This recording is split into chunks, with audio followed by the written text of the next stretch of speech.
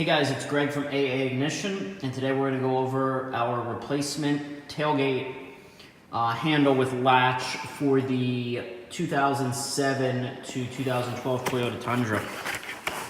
So let's get this out of the box and unpack it. So this is the handle that installs on the back of the tailgate, and when you pull the handle, it allows you to open the tailgate.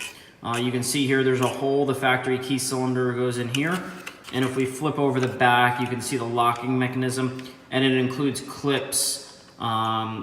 These clips normally aren't included, but we include them. These connect to the linkages to go ahead and open the tailgate and actuate the locking mechanism that you see here, where this has to actuate as you move. So this is a direct replacement for the factory part. You're simply going to remove your factory part, install our part, and you'll be able to easily open and lock your tailgate once again.